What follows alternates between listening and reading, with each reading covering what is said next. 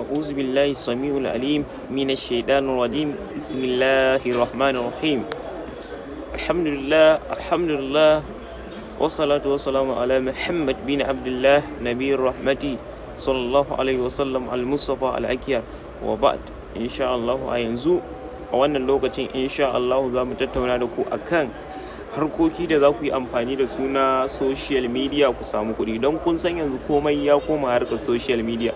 Duk wa'insu abubuwa da kuke gani duk nan gaba kaɗan ma dole za su koma harkar social media. Misali ko yanzu kasuwanci wanda yake online business ya fi samun kuɗi akan wanda zai zauna.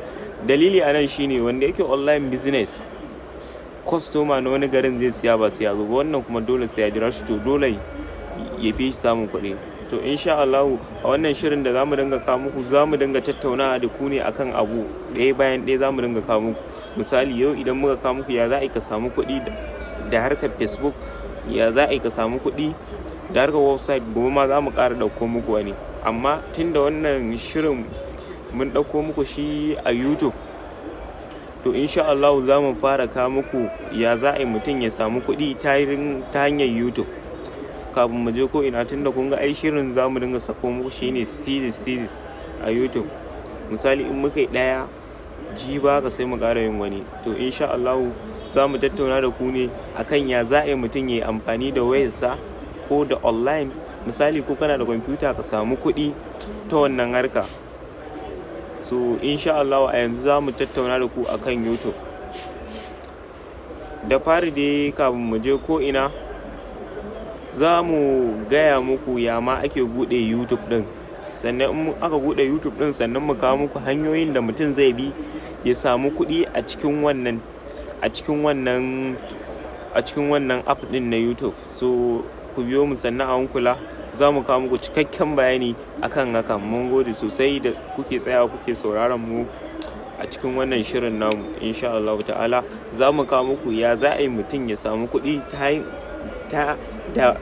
da kansa ta hanyar online ya samu kuɗi. Saboda gaskiya komai na rayuwa yanzu in muka duba komai ya koma harkar internet, komai ya koma to dole mutum ya tsaya ya amfani da damarsa, ya tsaya ya amfani, saboda wasu ƙasashen ma da yawa da dama sun riga ma sun wuce inda ake tunani.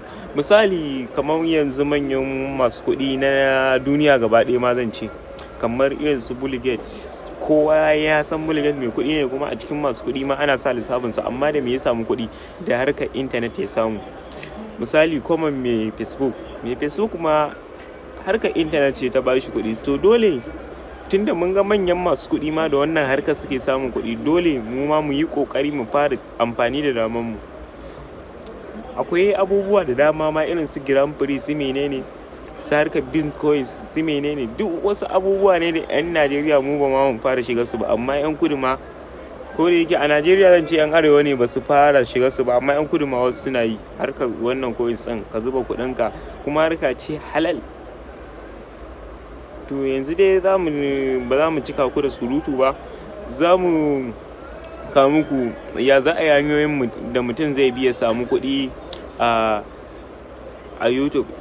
Ku biyo mu sannan a hankula.